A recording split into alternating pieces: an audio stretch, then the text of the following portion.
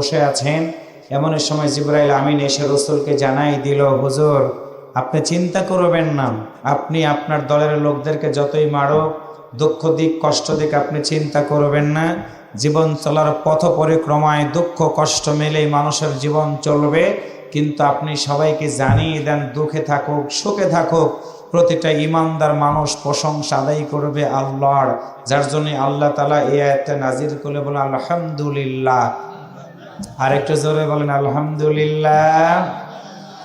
আল্লাহ বলেন, রাসূল তুমি তাদেরকে বলে দাও প্রশংসা আদায় করবে ওই আল্লাহর, আল্লাযী যিনি খালাকাস সামাওয়াতি ওয়াল আরদ, যিনি আসমান এবং জমিন সৃষ্টি করেছেন। অন্তর থেকে আওয়াজ করে বলুন তো, আসমান যিনি সৃষ্টি করেছেন তিনি কে? সে আল্লাহ বলেন, ওয়াজআলাজ যুলুমাত, আমি আল্লাহ শুধু অন্ধকার বানাইলাম না, অন্ধকারের পাশাপাশি নূর আলো সৃষ্টি করে দিলাম। অন্ধকার মানে হলো তাগুত শক্তি, কোরআন বিরোধী, আল্লাহ বিরোধী লোকেরা, যারা আল্লাহর কোরআনের মাহফিলে বাধা দেয়। আল্লাহর কোরআনের মাহফিলে আলোচনা চলার সময় বক্তার কাছ থেকে মাইক কেড়ে নিয়ে তারা কোরআনওয়ালাদের সাথে দুর্ব্যবহার করে, তারা হচ্ছে অন্ধকারের মানুষ, তাগুত শক্তির মানুষ। আল্লাহ বলেন, তাদের ভিতর থেকে বাছাই করে নিয়ে আমি আল্লাহ কি করব, হুয়া যে তাবাকুম, বাছাইকৃত মানুষের মধ্যে তোমাকে শামিল করব। তোমার জন্য আমি বললাম ওয়ান-নূর, আলোর দিকে তোমাকে নিয়ে আসব। সেই আলো হলো ইন্নাদ-দীনা ইনদাল্লাহিল ইসলাম, আল্লাহর নিকটে একমাত্র গ্রহণযোগ্য মনোনীত ধর্ম যদি ইসলাম হয়, তাহলে মুসলমানের মতো আওয়াজ করে বলুন তো, যতদিন আমার আল্লাহ আমাদেরকে বাঁচায় রাখবে সেই ইসলাম ধর্ম মেনে আল্লাহর কোরআনের বিধান বাংলাদেশের জমিনে কায়েম করার আন্দোলনে শরীক হওয়া দরকার আছে না নাই? একসাথে বলেন আছে না নাই? আজকে আমি যেই সময় কোরআনুল কারীমের মাহফিলে বসে আছি, এই সময় দেখলাম আমরা যাদেরকে বন্ধ প্রতিম দেশ ভাবি ভারতে, আজ থেকে প্রায় 180 বছরের একটি পুরাতন মসজিদকে হিন্দুত্ববাদী বিজেপি সরকার বুলডোজার দিয়ে মসজিদগুলোকে যখন ভাঙ্গা শুরু করে দিয়েছে, ওই মসজিদ এলাকার মায়েরা, মসজিদ এলাকার বোনেরা, মসজিদ এলাকার মুসল্লিরা গগন বিদারি করে চিৎকার করে করে তারা চোখের পানি ছেড়ে দিয়ে কেঁদে কেঁদে বলতেছে, হে আল্লাহ তুমি কি সাহায্যকারী পাঠাবা না? আল্লাহর ঘরটা মসজিদকে যারা ভেঙ্গে নিচ্ছে, আল্লাহকে তুমি তাদের বিচার করবে না? ভারতের প্রেসিডেন্ট নরেন্দ্র মোদী, ওই মসজিদের নিচে নাকি মন্দির আছে, সেই মন্দিরটাকে উদ্ধার করার জন্য তারা আল্লাহর ঘর মসজিদগুলোকে ভাঙ্গার ষড়যন্ত্র করছে। আপনার আওয়াজ করে বলুন তো, আমার এই দেশ কেন, গোটা পৃথিবীর কোন একটা মসজিদ ঘর যদি কেউ ভাঙ্গার ষড়যন্ত্র করে, আপনি যে দল করেন না কেন, যদি আপনি মুসলমান হন, আপনার আওয়াজ করে বলুন তো, আল্লাহর ঘর কি আমরা ভাঙ্গার পক্ষে থাকবো? একসাথে বলেন থাকবো। আল্লাহর ঘর ভাঙ্গার সময় কেউ যদি নীরবতা পালন করে, ঈমান থাকবে না। কারণ হলো মুসলমানেরা এশার আজানের মধ্য দিয়ে ঘুমিয়ে যায়, ফজর আজানের মধ্য দিয়ে জাগ্রত হয়। যেই দেশে সব দলের মুসলমানেরা একত্রিত হয়ে আল্লাহর ঘর মসজিদের ভিতর গিয়ে সালাত আদায় করার মধ্য দিয়ে আল্লাহ সুবহানাহু ওয়া তাআলাকে রাজি এবং খুশি করার চেষ্টা করে, সেই দেশের একজন মুসলমান হিসেবে বেঁচে থাকার পরে আল্লাহর ঘর যদি বিশ্বের কোথাও ভাঙ্গার ষড়যন্ত্র করে, আমরা মুসলমান হিসেবে এটা মানব না, মানব না, মানব না। কারা কারা আল্লাহর ঘরের পক্ষে আছেন, দু হাত তুলে আমার আল্লাহকে দেখায় দেন।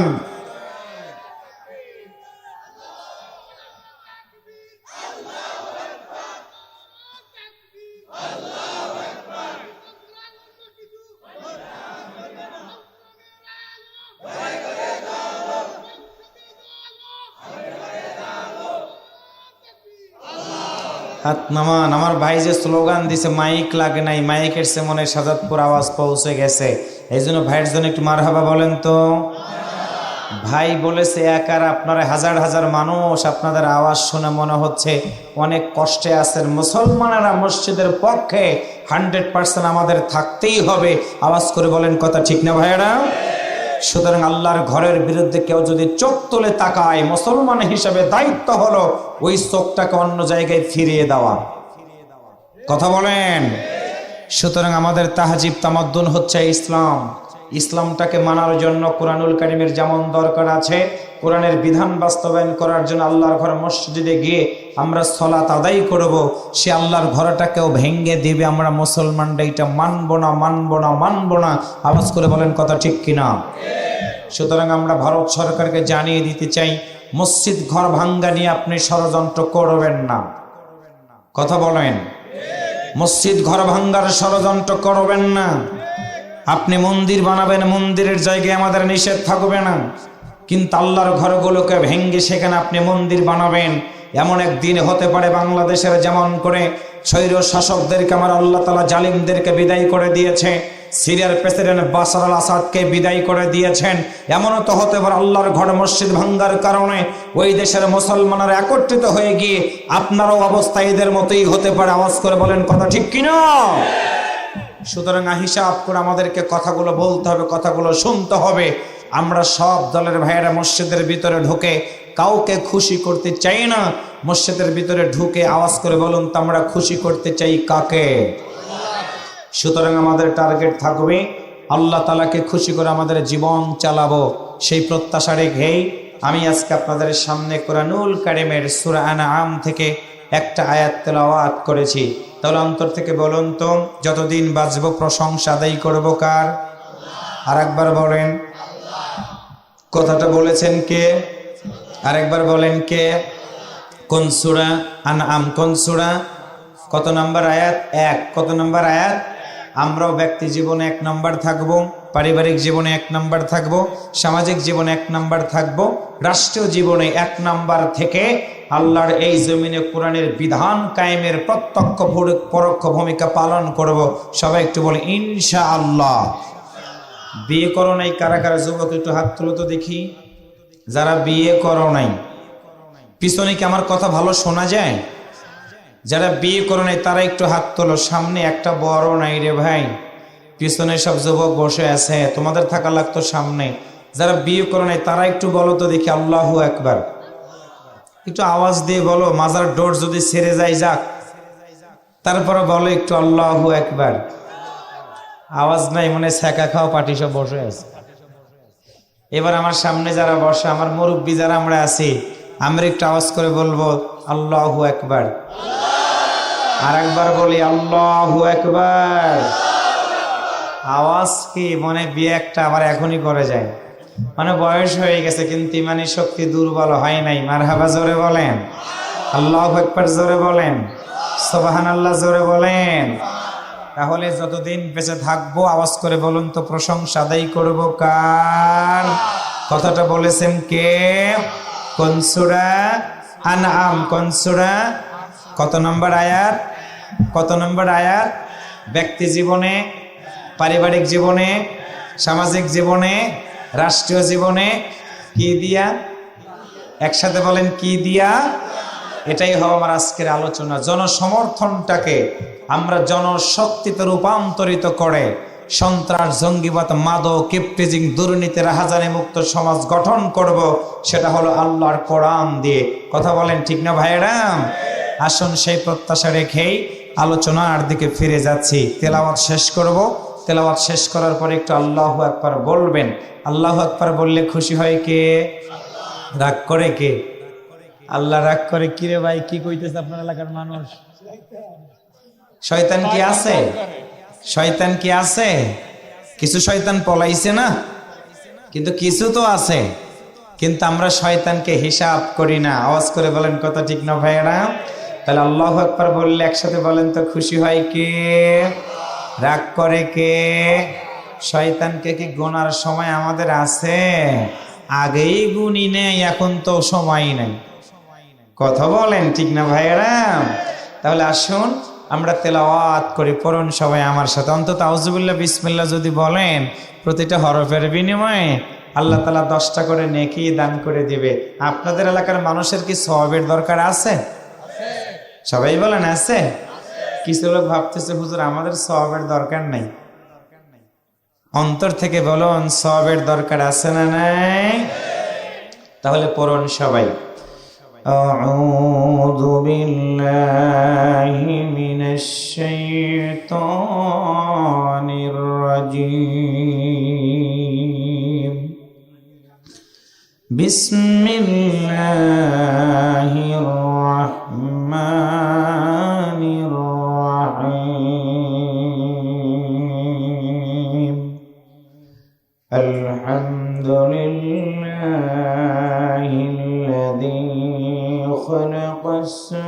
السماوات والأرض خلق السماوات والأرض وجعل الظلمات والنور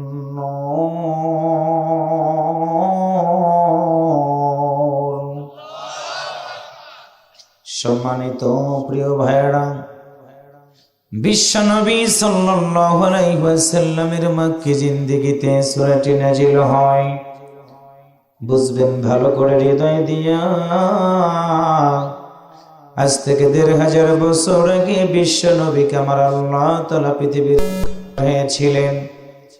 যেই সময়ে বিশ্বনবীকে আমার আল্লাহ পাঠালেন, ওই সময়টাকে বলা হতো আইয়ামে জাহিলিয়াতের যুগ, অন্ধকারের যুগ। দুইটা কারণ হিসাব ঐতিহাসিকগণ বলেছেন অন্ধকারের যুগ। এক নম্বর কারণ হলো পর্দার আড়ালে মা বোনেরা বসে আলোচনা শুনতেছেন। প্রিয় ভাইরা, ওই মায়ের পেটের ভিতর থেকে যখন কোন কন্যা সন্তান বের হতো, আরবের নেতারা মায়ের কাছ থেকে জোর করে কন্যা সন্তানটাকে নিয়ে গলা টিপে হত্যা করে ফেলে দিত তারা।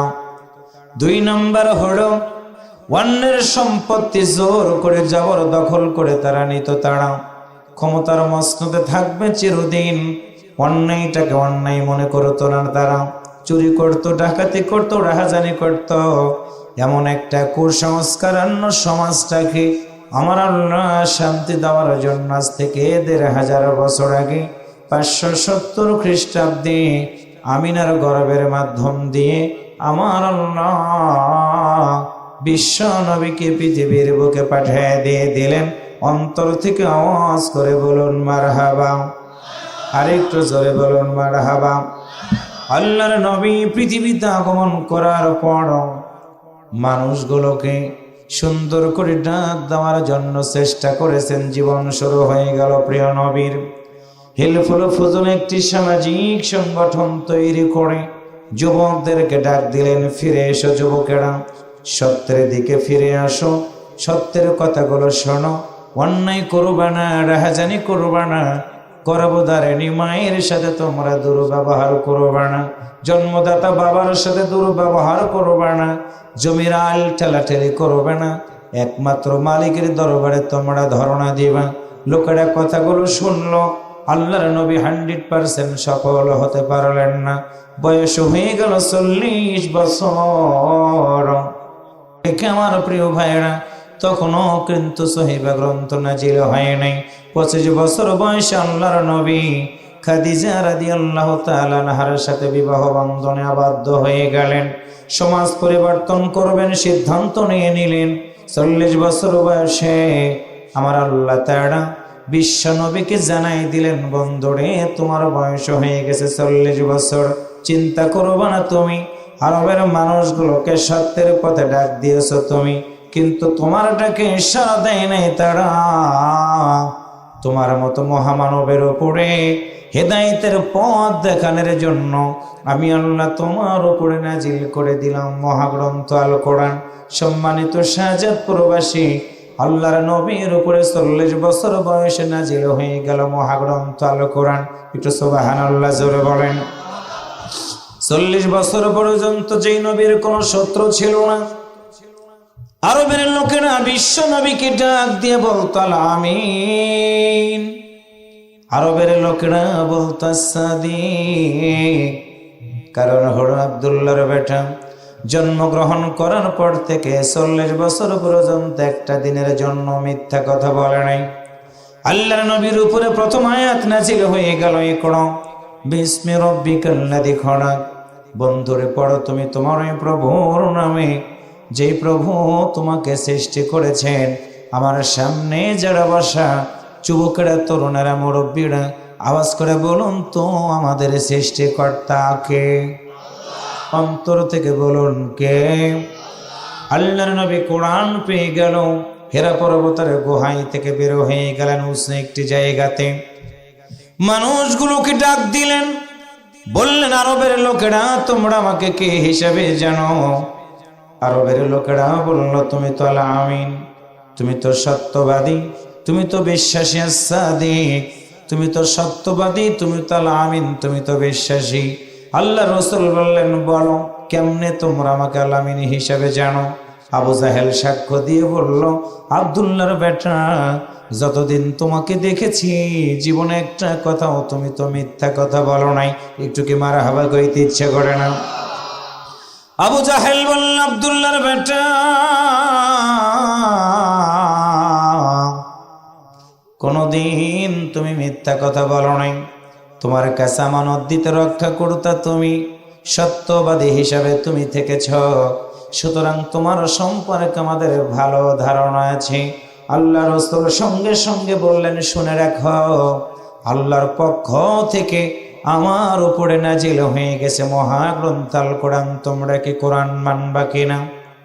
আবু জাহেল তাওরাত কিতাবের পণ্ডিত ছিল। তিনি বলেন, আব্দুল্লাহর বেটা, বলো কি কোরআন পেয়েছো তুমি? তোমার কোরআনটার ভিতরে কি আছে? আল্লাহ রাসূল বললেন, হুদাল লিন্নাস, যেই কোরআনটা আল্লাহ আমারে দিয়েছে ওই কোরআনটা হলো মানুষের জন্য হেদায়েত। আমার সামনে যারা বসে আছেন যদি হয় মানুষ, অন্তর খুলে বলুন তো, মানুষ হিসাবে আল্লাহর কোরআন আমাদের মানা দরকার আছে না নাই? আবু জাহেল বলল, আব্দুল্লাহর বেটা, 40 বছর পর্যন্ত তুমি ছিলে আল আমিন, এখন তুমি কোরআনের দাওয়াত দিলা। তোমার কোরআন যদি হুদাল লিন্নাস হয়, মানুষের জন্য যদি হয় কোরআনে হেদায়েত, আমি তোমাদেরকে জানাই দিলাম। বুঝতে পেরেছি আব্দুল্লাহর বেটা, 40 বছর পর্যন্ত ছিলে তুমি আল আমিন, কোরআনের পথে মানুষগুলোকে ডাকার কারণে বুঝতে পেরেছি তোমার এখন মাথাটা নষ্ট হয়ে গেছে। আমার প্রিয় ভাইরা, আওয়াজ করে বলুন তো, আল্লাহর নবীর মাথাটাকে কোনোদিন খারাপ ছিল? জবান খুলে বলুন।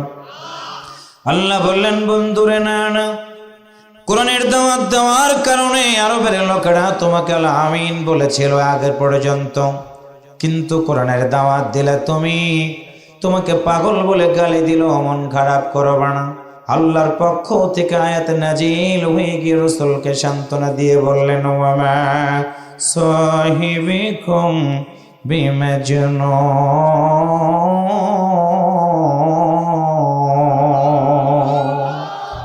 আল্লাহ বললেন, বন্ধুরে তুমি পাগল না। শাহজাদপুরের ভাইয়েরা, আল্লাহর জমিনে কোরআনের দাওয়াত দেওয়ার কারণে আল্লাহর নবীকে 1 নম্বর পাগল বলে গালি দিল আবু জাহেল। একসাথে বলুন তো, বাংলাদেশে কারো নাম কি আবু জাহেল আছে? কথা বলেন, একসাথে বলেন, আছে? আল্লাহ রাসূল কোরআনের দাওয়াত দিলেন। কি দাওয়াত? আমার আল্লাহ সুন্দর করে সেই কথাটা জানাই দিলেন, ওয়ামান আহসানু কাওলাম মিম্মান দাআ ইলাল্লাহি ওয়া আমিলা সালিহান ওয়া ক্বালা ইন্নানি মিনাল মুসলিমিন।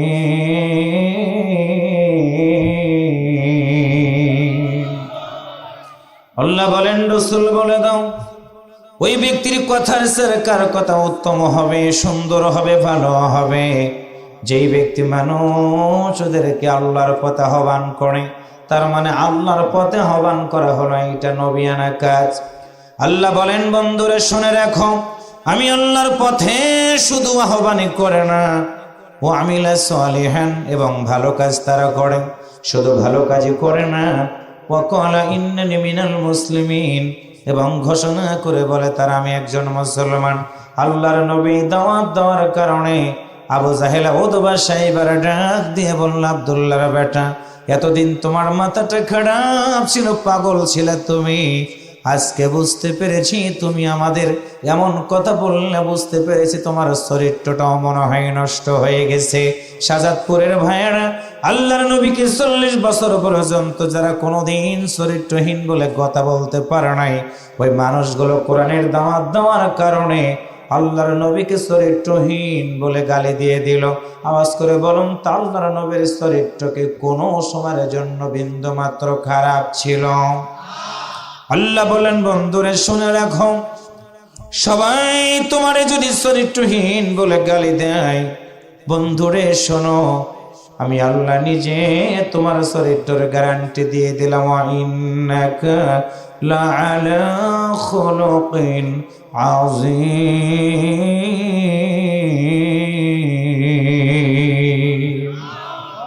আল্লাহ বলেন, রাসূল বলে দাও আমি আল্লাহ তোমাকে উত্তম চরিত্র দিয়ে পৃথিবীর বুকে পাঠিয়ে দিয়েছি। 3 নম্বর হলো আবু জাহেল উতবার দলের লোকেরা রাসূলকে বলল, তুমি কি কোরআনের দাওয়াত দিবা? রাসূল বললেন হ্যাঁ। জিজ্ঞাসা করলেন, কোরআনটা যারা মানবে তাদের মর্যাদাটা কেমন হয়ে যাবে? আল্লাহ রাসূল বললেন, হুদাল লিল মুত্তাকিন। আমার আল্লাহ যেই কোরআন আমার উপরে নাজিল করে দিয়েছে ওই কোরআনটা হলো মুত্তাকিদের জন্য হেদায়েত।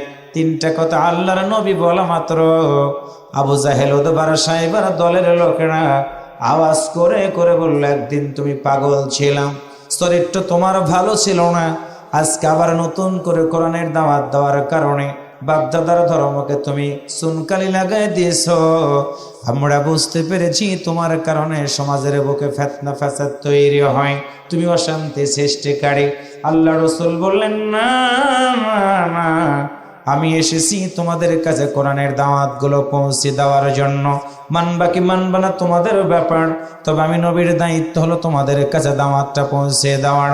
এমন সময় আবু জাহেল ডাক দিয়ে বলল, আব্দুল্লাহর বেটা, বুঝতে পেরেছি তুমি একমাত্র আমাদের সমাজের বুকে অশান্তি সৃষ্টিকারী একজন ব্যক্তি। রাসূল আমার নীরবতা পালন করলেন।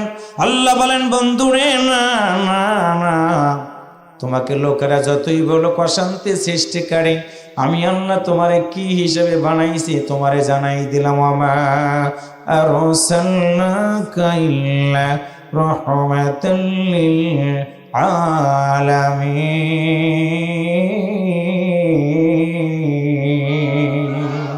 আর একটু জোরে বলুন আল্লাহু আকবার।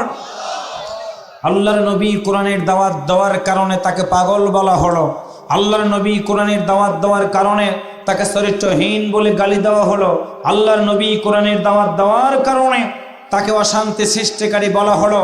ঠিক বাংলাদেশের সুজলা সুফলা শস্য শ্যামলা এই মাতৃভূমিতেও আল্লাহর কোরআনের দাওয়াত যারা দিয়েছে, ঠিক তাদেরকে মানবতা বিরোধী অপরাধের মামলা দিয়ে চরিত্রহীন বলে গালি দিয়ে ওই আবু জাহেল নাম নাই, উতবা নাম নাই, সাইবা নাম নাই, কিন্তু তাদের উত্তরসূরিরা কোরআনের পাখি সহ দিনের দায়ীদেরকে দিনের পরে দিন জেলখানায় রেখেছে। কথা বলেন ঠিক কিনা?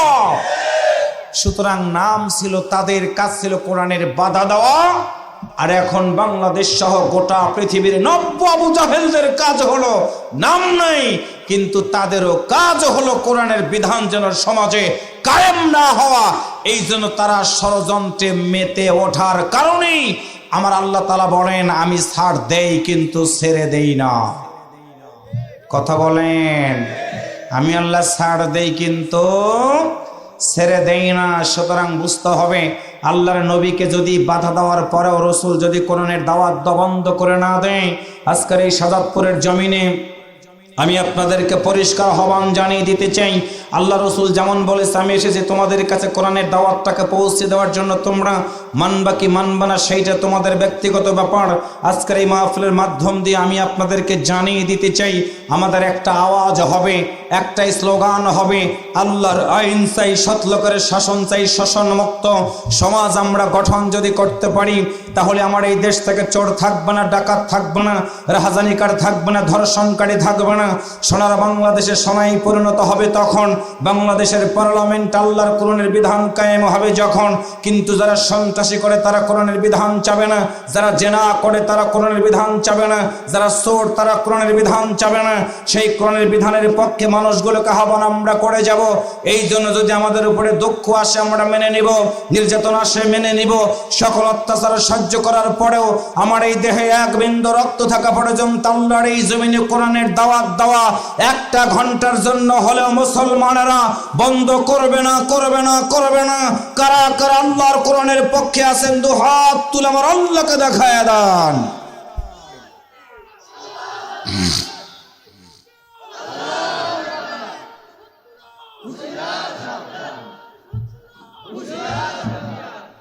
হাত নামান, মুসলমানদের আওয়াজ থাকবে সিংহের মতো গর্জন করে। মনে রাখবেন, আল্লাহু আকবার আওয়াজ যত জোরে হবে, ইহুদি খ্রিস্টানদের অন্তর তত কাঁপতে কাঁপতে তারা ইঁদুরের গর্তের ভিতরে পলানোর চেষ্টা করবে। একটু কথা বলেন। মুসলমানদের আওয়াজ কোনো দিন বন্ধ ছিল না, বন্ধ হবেও না, কারণ আমাদের জন্মই হয়েছে আল্লাহু আকবার ধ্বনি দিয়ে। সুবহানাল্লাহ জোরে বলেন। ভাই, যেদিন জন্ম নিলাম আমরা, জন্মগ্রহণ করার পরে কানে কি দিছিল? কি বলেন, কি দিছিল? আজান দিয়েছিল না? সেই আজানের প্রথম ধ্বনি কি? এই মাইকলারা কই? মাইক কোন দিকে দিচ্ছে? আমার তো কণ্ঠ বসে গেল। মাইকলারা কই? একটু হরেন আমার দিকে ঘুরে দিতে বলো, পিছন দিক থেকে। তার মানে কি, আমাদের কানে প্রথম আজান দিয়েছিল, যে আজান গোটা দুনিয়াতে একসাথে বলেন তো আছে না নাই? একটা মিনিটের জন্য আজান পৃথিবী থেকে বন্ধ হয় না। তার মানে আমাদের জন্মই হয়েছে আল্লাহু আকবারের আওয়াজ দিয়ে। কিছুদিন আগে ঢাকার ডিএমপির একজন কমিশনার ছিলেন বিপ্লব কুমার বড়ুয়া, তিনি যখন একটা লোকজনদেরকে ডেকে ডেকে বলতেছে নারায়ে তাকবীর, স্লোগান হলো জামাত ইসলামের দলের এইটা স্লোগান। আমি বললাম এইটা জামাত ইসলামের স্লোগান না, এটা হচ্ছে মুসলমানদের স্লোগান। কথা বলেন, কথা বলেন, ঠিক না ভাইয়েরা? আল্লাহু আকবার আওয়াজ জামাত ইসলামের স্লোগান না, এটা হচ্ছে মুসলমান যারা তাদের স্লোগান। আল্লাহু আকবার জোরে বলেন। কিন্তু সেই স্লোগানের পক্ষে যারা আছে, তার মানে কি রাষ্ট্র স্বীকৃতি দিচ্ছে যে জামাত ইসলামের লোকেরা আল্লাহু আকবার স্লোগান দেয়, তার মানে হচ্ছে তারা মূলের দিকে আছে। একসাথে বলেন কথা ঠিক কিনা? তাহলে আমরা যদি মূলের দিকে থাকি, মূলের দাম বেশি না আগার দাম বেশি? কথা বলেন, মূলের দাম বেশি না আগার দাম বেশি? আর আমাদের মূলটা হচ্ছে পৃথিবীর কোনো আদর্শ না, আমাদের মূল আদর্শ কি? একসাথে বলেন কি? সেই কোরআন কি আপনাদের বাড়িতে আছে? একসাথে বলেন আছে। সমস্যা কি? কোরআন আছে পড়ি না, কোরআন আছে ধরি না। আবার কোরআন দিয়ে যারা সমাজ চালাইতে চায়, দেশ চালাইতে চায়, ওই যে হাডুডু খেলার মতো দুই পায়ে এমন চেপে ধরি, তারা যেন আর সামনের দিকে আগাইতে পারে না। একটু কথা বলেন ঠিক না ভাইয়েরা? কারণ কোরআনের সমাজ যদি পার্লামেন্টে কায়েম হয়ে যায়, তাহলে একজন ধর্ষক যখন ধরা পড়বে, ওই ধর্ষকের শাস্তি হবে প্রকাশ্যে পাথর মেরে তাকে পৃথিবী থেকে বিদায় করে দেওয়া। আমরা পত্রিকায় পড়ে দেখেছি, বাংলাদেশে 100 জন মেয়েকে ধর্ষণ করে যারা সেঞ্চুরি উদযাপন করে, ওই সকল একটা ধর্ষককে যদি বাইতুল মোকাররমের সামনে এনে দাঁড় করায়, যদি বাইতুল মোকাররমের খতিবের নেতৃত্বে একটা যদি দর্শককে যদি পাথর মেরে পৃথিবী থেকে বিদায় করে দেওয়া হয়, আমার বিশ্বাস বাংলাদেশ থেকে চিরদিনের জন্য ধর্ষণ বন্ধ হয়ে যাবে। অন্তর থেকে বলেন কথা ঠিক না ভাইয়েরা? কিন্তু এই আইন তো চাবে না তারা যারা ধর্ষণের কাজে লিপ্ত হয়। আওয়াজ করে বলেন। এদেশে চুরি বন্ধ হয়ে যাবে যখন একটা সচিবকে চুরি করার অপরাধে আমরা গরু চোর ধরে মারি। ও ভাই, মারি না? গরু চোর ধরে মারি, পকেট মারদেরকে মারি, কিন্তু সচিবালয় যারা একটা স্বাক্ষর দিয়ে রাষ্ট্রের কোটি কোটি টাকা লুটপাট করে খায়, ওই সকল চোরদেরকে ধরার সুযোগ কি আমাদের আছে? কিন্তু একটা চোরকে যদি ধরে বাইতুল মোকাররমের সামনে যদি এই হাতটা কেটে দেওয়া হয়, আমার বিশ্বাস সচিব থেকে শুরু করে আপনাদের এলাকার সকল চোরদের চুরি করা বন্ধ হয়ে যাবে। কথা বলেন।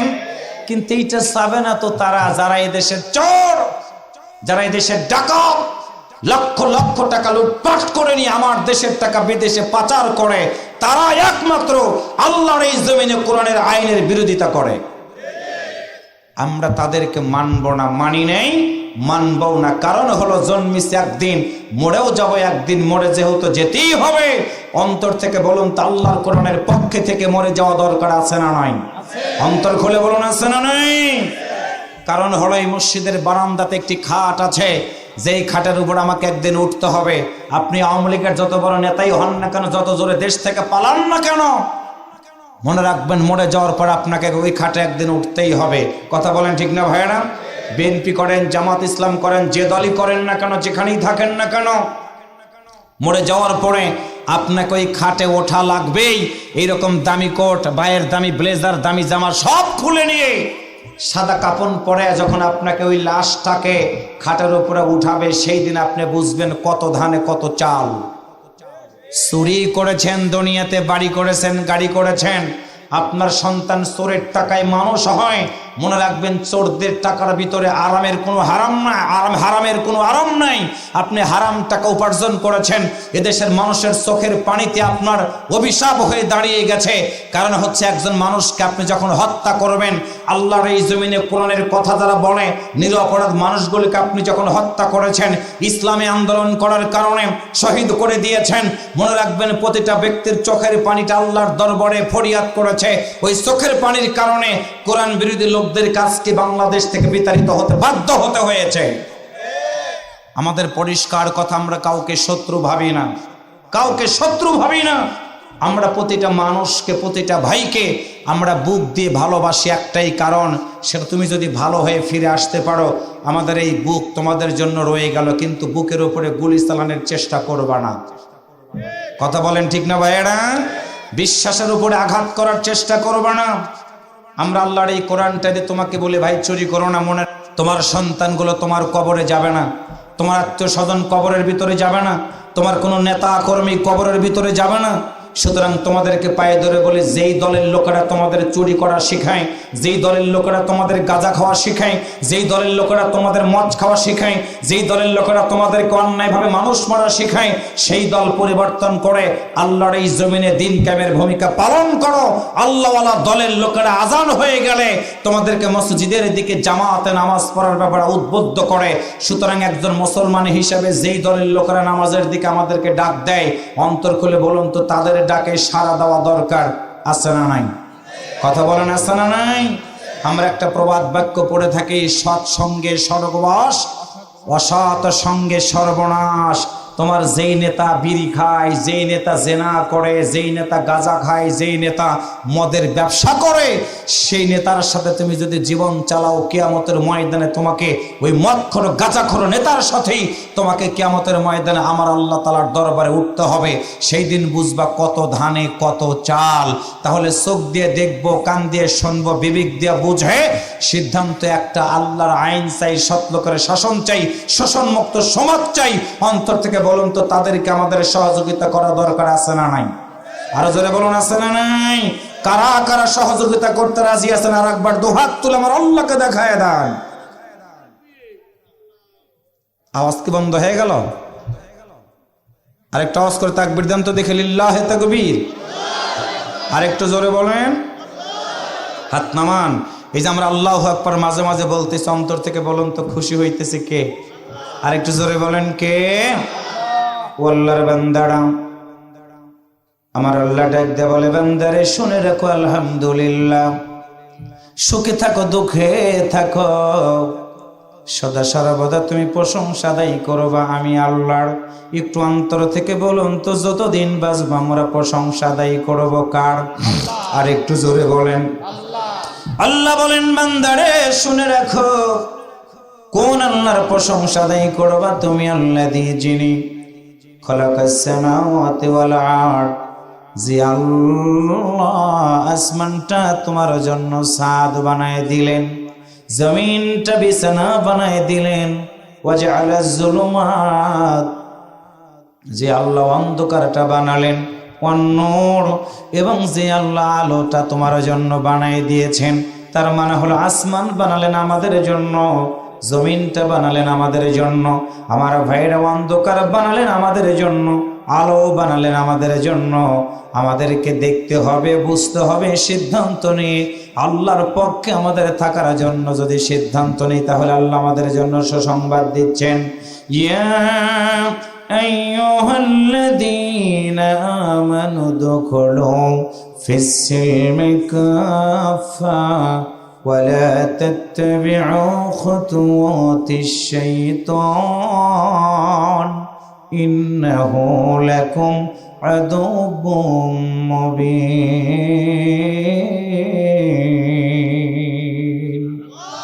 আরেকটু অন্তর থেকে বলুন, আল্লাহু আকবার। আল্লাহ বলেন, বান্দারে শুনে রাখো, কোরআন শুনলাম, কোরআন মানলাম, আমি আল্লাহর প্রশংসা আদায় করলাম, আমি আল্লাহ আদর করে তোমাকে ইমানদারের খাতায় নামটা লেখাই দিয়ে দিলাম। ইমানদার হয়ে গেছো, আমি আল্লাহ ঘোষণা করলাম, উদখুলু, প্রবেশ করো, ফিস-সিলমি, শান্তির মধ্যে, ওয়ালা তাত্তাবিউ খুতুওয়াতিশ শাইতান, বান্দারে শুনে রাখো, শয়তানের অনুকরণ করো না, কারণ হলো শয়তান প্রকাশ্য শত্রু। অন্তর থেকে আওয়াজ করে বলুন তো, এই শয়তান বর্তমানে বাংলাদেশে আছে না নাই? আর একটু জোরে বলেন।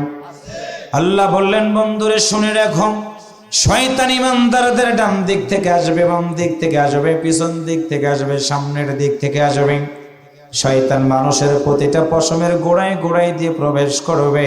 তবে সুসংবাদ আমি আল্লাহ নিজেই দিয়ে দিলাম, শয়তান তাদের কাছে যেতে পারবে না, পারবে না। যারা এই পৃথিবীতে বেঁচে থাকার পরে আমার মতো আল্লাহকে বন্ধু বানায় নিয়েছে, যারা আল্লাহ ওয়ালিউল্লাযীনা আমানু ইখরিজুহুম মিনায-যুলুমাতি ইলান-নূর।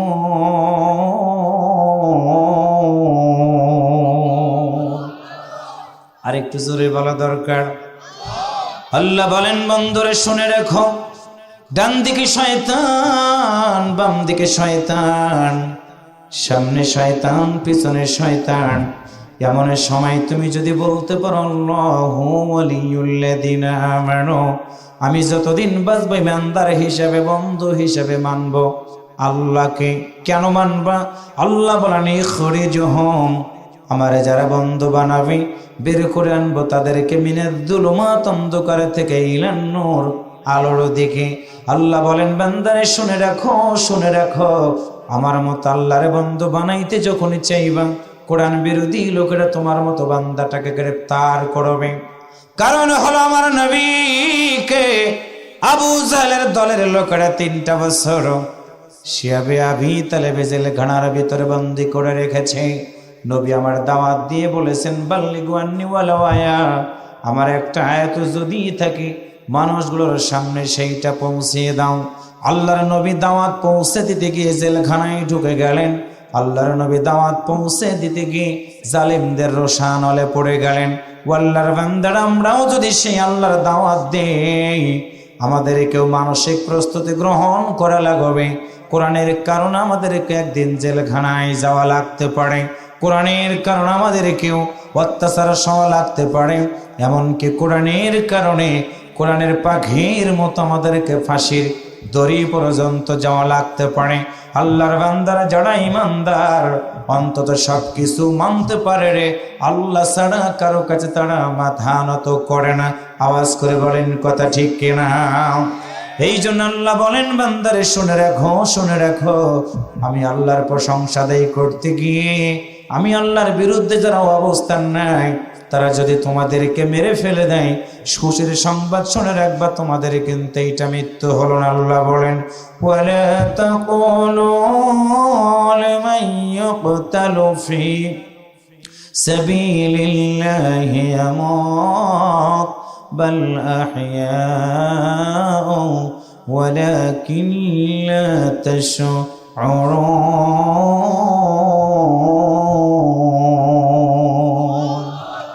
আল্লাহ বলেন, রাসূল বলে দাও, আমি আল্লাহর প্রশংসা আদায় করতে গিয়ে কেউ যদি মৃত্যুবরণ করে রে, সবাই বলবে মরে গেছে, কিন্তু আমি আল্লাহ বললাম না, না, তারা মরে নাই। আমি আল্লাহর জন্য যারা জীবন দেবে রে, বরং তারা শহীদ হয়ে গেল। শহীদ মৃত্যু মানুষের শহীদ হতে দেরি হবে, আমার আল্লাহ তাদেরকে, আমার প্রিয় ভাইরা, জান্নাত দিতে দেরি করবে না। আমরা পৃথিবীর মানুষগুলো মাটির কবরে রেখে দিব তাদেরকে। আমার আল্লাহ তাআলা ডাক দেয়া বলবেন, বন্ধুরে শুনে রাখো, আমার জমিনে আমার দিন কায়েমের জন্য যারা জীবন দিয়েছে সবাই রাখবে তাদের মাটির কবরে।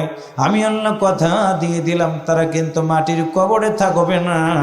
আমি আল্লাহ ঘোষণা করে দিলাম, তাদের কবরটাকে আমি আল্লাহ জান্নাত পর্যন্ত প্রশস্ততা করে দিব। আল্লাহ বলেন, ইন্নাল্লাযীনা আমানু ওয়া আমিলুস সালিহাতি লাহুম জান্নাতুন তাজরি মিন তাহতিহাল আনহার যালিকাল ফাওজুল কাবীর।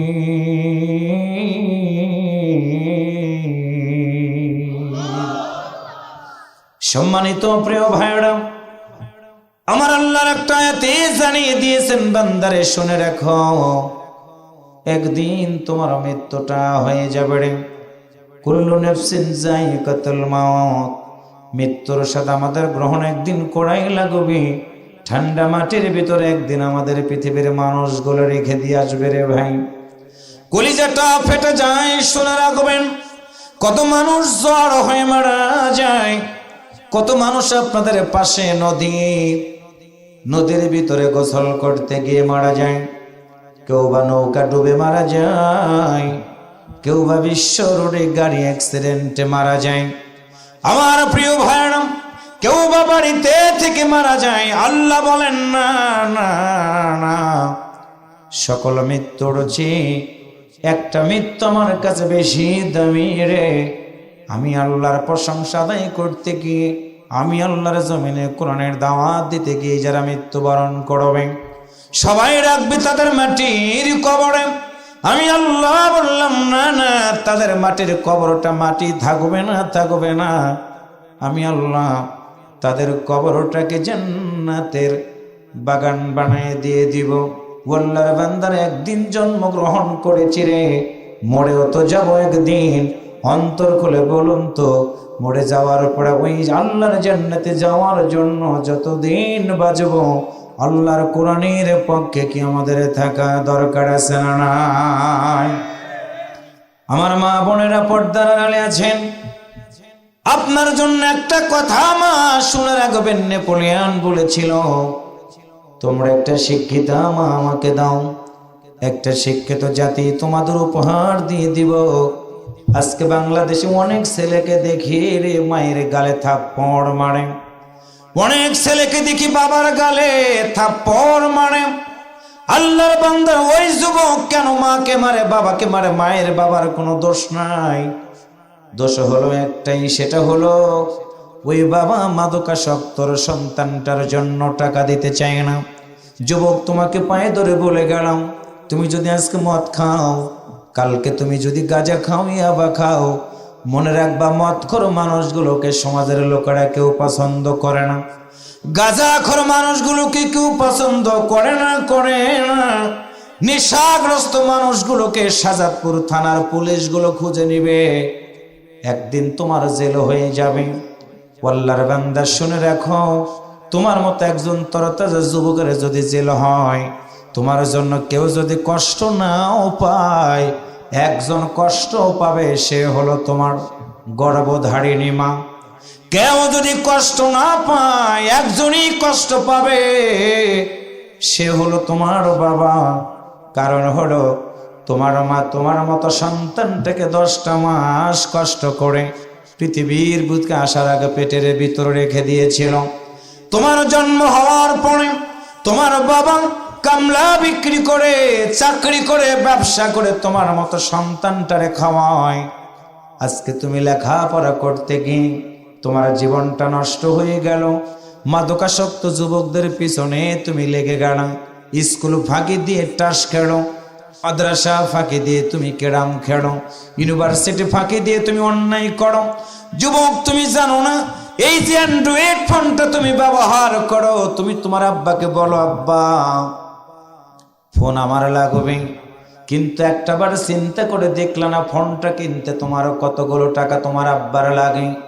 এইরকম একটা ফোন কিনতে 10,000 টাকা নিচে কিন্তু একটা ফোন কেনা যায় না।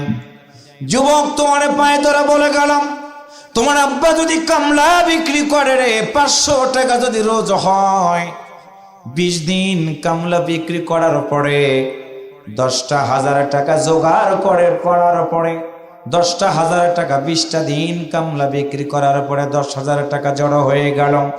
সেই 10,000 টাকা দিয়ে তোমার মতো সন্তানটাকে ফোন কিনে দিল তোমার বাবা। কারণ তোমার মতো সন্তানের মুখে হাসি যেন থাকে, এইটা পৃথিবীর সব মা সব বাবা চাই। অথচ সেই ফোনটা নিয়ে তুমি আমার প্রিয় যুবকেরা তুমি অন্য কিছু খারাপ কাজ করো, পর্নোগ্রাফি সিনেমাগুলো দেখো, ধর্ষণ কিভাবে করা লাগে সেইটা তুমি দেখো, ফ্রি ফায়ার গেম খেলে তুমি স্কুল কলেজের সময়টাকে ফাঁকি দিয়ে বন্ধু বান্ধবের তাল্লায় পড়ে তোমার জীবনটাকে নষ্ট করতেছো। তোমাকে বলে গেলাম, শুনে রাখো, 10টা দিন তুমি ফোনের সুইচ অফ করে রেখে দাও, দেখবা তোমার একটা বন্ধু কিন্তু তোমার কোনো খবর রাখবে না। তোমার টাকা আছে, বন্ধু আছে, অর্থ আছে, বন্ধু আছে, সম্পদ আছে, বন্ধু আছে, তুমি টাকা পয়সা খরচ করা বন্ধ করে দিবা, তোমার বন্ধুকে চা খাওয়ানো বন্ধ করে দিবা, দেখবা তোমার বন্ধুগুলো তোমাকে দূর দূর করে তাড়িয়ে দিবে। কিন্তু যুবক, মনে রাখবা, তুমি তোমার যেই মা 10টা মাস তোমার মতো সন্তানটাকে গর্ভে ধারণ করে তোমার মতো সন্তানটাকে আস্তে আস্তে বড় বানালো, নিজে না খায়া তোমারে খাওয়াইলো। আমি আপনাদের একটা কথা জানাই দিয়ে গেলাম, বুঝবেন ভালো করে। পৃথিবীর বুকে একজন মেয়ে মানুষ বেশি মিথ্যা কথা বলে, সেইটা হলো প্রতিটা মানুষের মা। একটু আল্লাহু আকবার জোরে বলেন। সবারই মা মিথ্যা কথা বলে। কেমন করে? মাকে যদি বলা হয়, মা তুমি খেয়েছো কিনা? আমি এখানে আসার পরে আব্দুল মমিন ভাইয়ের বাড়িতে আমি উঠলাম, 7-8টা রকমের রান্না করে খাবার খাইলাম প্রিয় ভাইরা। কিন্তু সন্তানটা যতবার মাকে বলে, মা তুমি কি খেয়েছ, মা বলে খেয়েছে, কিন্তু আসলে খবর নিয়ে দেখা যায় কোনো কিছু রান্না করার পরে স্বামীর আগে খাওয়ায়, সন্তানদেরকে মা আগে খাওয়ায়, আত্মীয় স্বজনদেরকে খাওয়ায়। পাতিলের ভিতরে যদি একটু ঝোল থাকে, সেই ঝোলটাও মা নিজে না খেয়ে সন্তানটাকে বারবার খাওয়ানোর চেষ্টা করে। ওই মা কি সন্তান? তুমি যদি বলো, মা শাহজাদপুর থেকে গরুর গোশত কিনেছিলাম, মা তুমি কি খেয়েছ?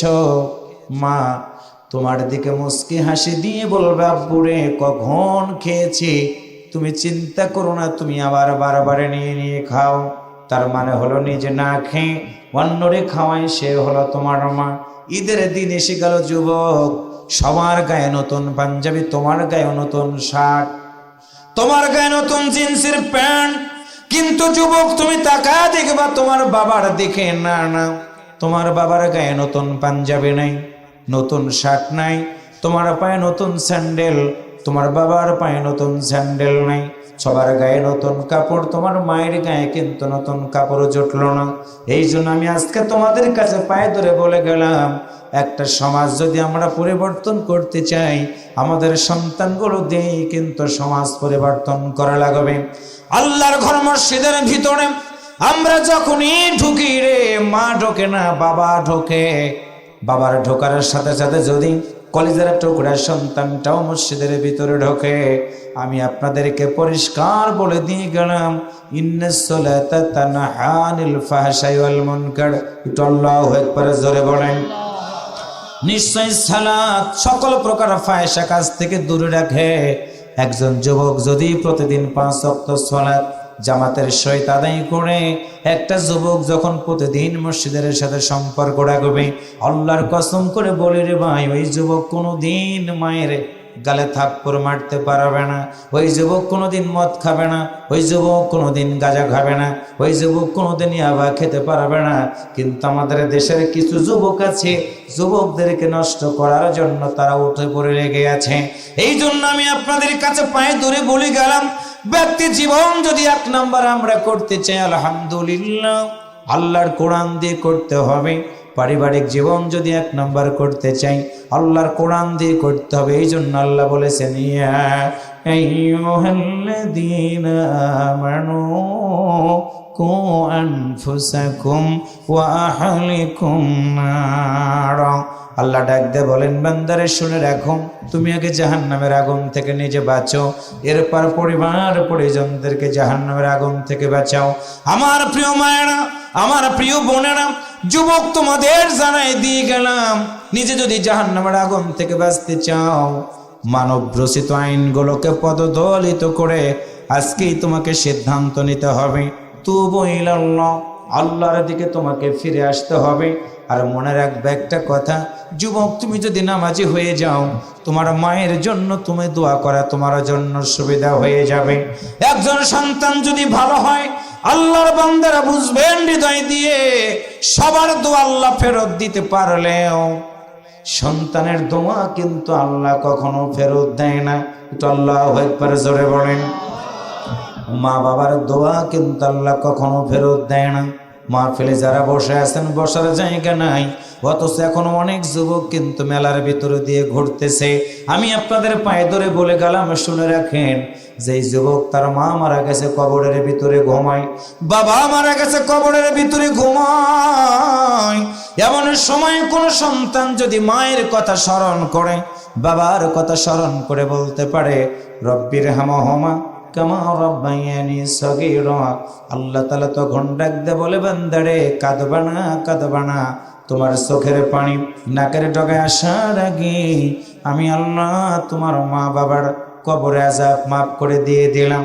যুবক, তোমাদের পায়ে ধরে বলে গেলাম, মাকে বন্ধু বানাও, বাবাকে বন্ধু বানাও, আল্লাহকে বন্ধু বানায় জীবন চালাও এবং সিদ্ধান্ত নিয়ে নাও, যতদিন বাঁচবা আল্লাহ ছাড়া কারো কাছে মাথা নত করবা না। আমার মা বোনেরা, আপনাদের কাছে বিনয়ের সাথে জানাই দিয়ে গেলাম, ছোট্ট সন্তান যখন আপনার পেটের ভিতরে আসবে, ওই সন্তান পেটের ভিতরে আসার পরে আপনি রাত্রিতে যখন ঘুমাবেন সূরা মুলক তেলাওয়াত করে আপনি ঘুমাবেন, সকাল হয়ে যাবে। সূরা ইয়াসিন তেলাওয়াত করার মধ্য দিয়ে আপনারা সকাল শুরু করবেন। সূরা রহমান তেলাওয়াত করে আপনার জীবন যদি শুরু করেন, আল্লাহর কসম করে বলি মা, আপনার গর্ভের সন্তান কোনোদিন ওই মার্কা সন্তান হবে না। আপনার পেটের ভিতর থেকে কোরআনের পাখি আল্লামা সাঈদী রাহিমাহুল্লাহর মতো সন্তান পৃথিবীতে আগমন করবে। আল্লাহু আকবার জোরে বলেন। তার মানে হলো, প্রতিটা ঘরে ঘরে যদি আল্লাহওয়ালা বান্দা তৈরি হয়, ওই সমাজের বুকে কিন্তু অশান্তি থাকবে না। মুরব্বীদেরকে পায়ে ধরে বলে গেলাম, মসজিদের ভিতরে নিজে একা শুধু যাবেন না, সন্তানগুলোকে নিয়ে যাবেন, নাতিদেরকে নিয়ে যাবেন। কারণ হলো, মসজিদটা আবাদ করার জন্য সন্তান সন্ততির দরকার আছে। আল্লাহর বান্দারা, সেই জন্য আমার আল্লাহ তাআলা সুন্দর করে ডাক দিয়ে বলেন, বান্দারে শুনে রাখো, একদিন তোমার জীবন থাকবে না, আমি আল্লাহর কাছে তুমি কি নিয়ে আসবা, তোমাকে একটা কথা স্মরণ রাখতে হবে, ই করো, কিতাবাকা কাফা বিনাফসিকাল ইয়াউমা আলাইকা হাসিবা। আল্লাহু আকবার জোরে বলেন। আল্লাহ যেদিন বলবে, বান্দারে পড়ো, তোমার আমলনামা আমি দেখব, তোমার আমলনামাতে কি আছে।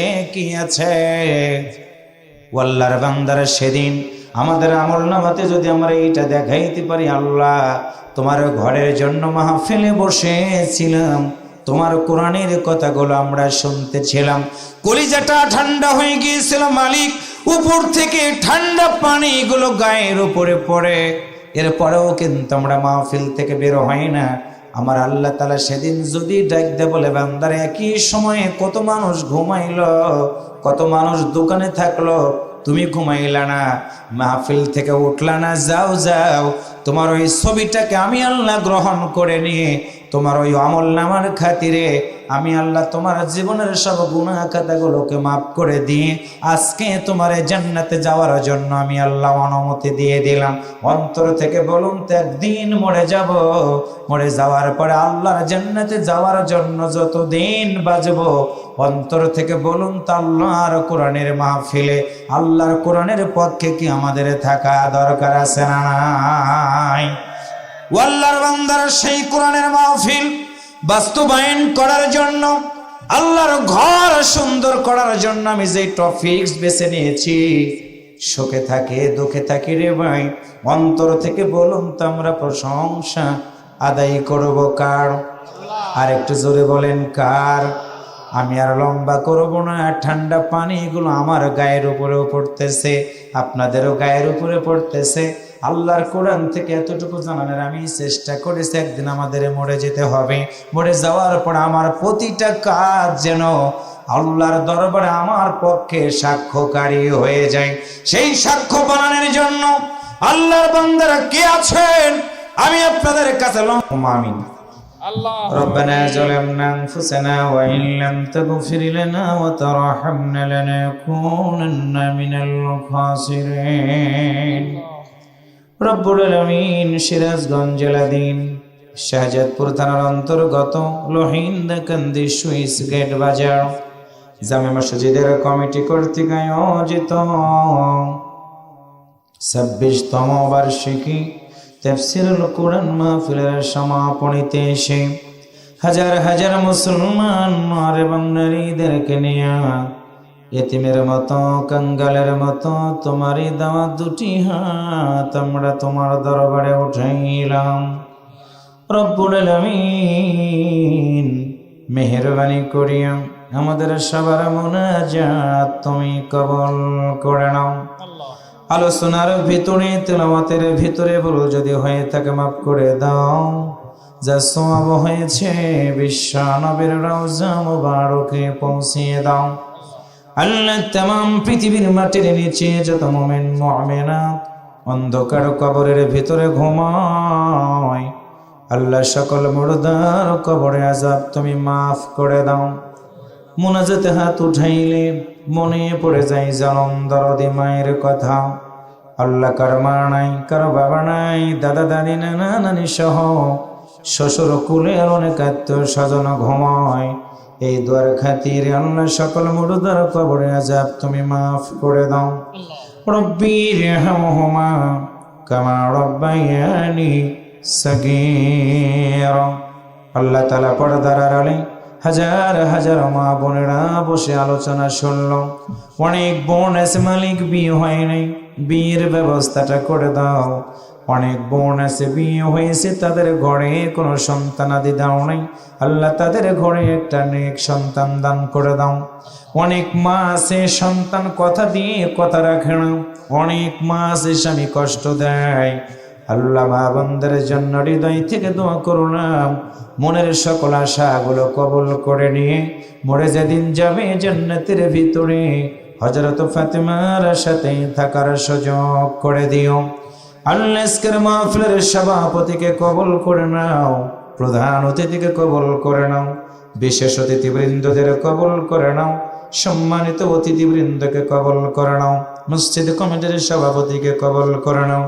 আল্লাহ আমার ভাই আব্দুল মমিনকে কবুল করে নাও, সেক্রেটারি সহ কমিটির সকল সদস্য সহ আমার সামনে জড়ে বসা সকল ভাইদেরকে আল্লাহ তুমি কবুল আর মঞ্জুর করে নাও। আল্লাহ তাআলা তোমার ঘরের জন্য তোমার বান্দার বৃষ্টির মতো টাকা পয়সা দান করলো। আল্লাহ তাআলা 12টা মাসের কারেন্ট বিল চাইলাম, 13 মাসের কারেন্ট বিল তোমার বান্দারা দিয়ে দিল। 10 বস্তা সিমেন্ট চাইলাম, 35 বস্তা সিমেন্ট দিয়ে দিল। আল্লাহ তোমার বান্দারা তোমার ঘরের প্রতি এত পাগল, হৃদয় থেকে দোয়া করলাম তোমার ঘরের ভিতরে উঠায়া তোমার এই বান্দাগুলোকে জান্নাতে যাওয়ার সুযোগ করে দিও। আল্লাহ তাআলা জন্মভূমি বাংলাদেশের প্রতি খাস রহমত নাজিল করে দাও। কোরআনের পাখি সহ আল্লাহ যারা দিনের জন্য জীবন দিল তাদেরকে শহীদ হিসেবে কবুল করে নাও। অসুস্থ যারা আছে সুস্থতা দান করে দাও। ঋণগ্রস্ত যারা আছে আল্লাহ ঋণ পরিশোধ করার মতো তৌফিক দান করে দাও। আল্লাহ আমাদের সবাইকে 5 ওয়াক্ত নামাজি বানায় দাও।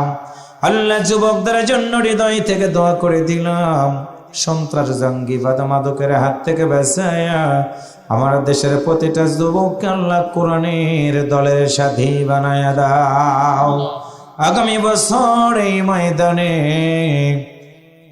এর চেয়ে বড় আকারের যেন মাহফিল হয়, এলাকাবাসীর ভিতরে আল্লাহ এমন পরিবেশ দান করে দিও।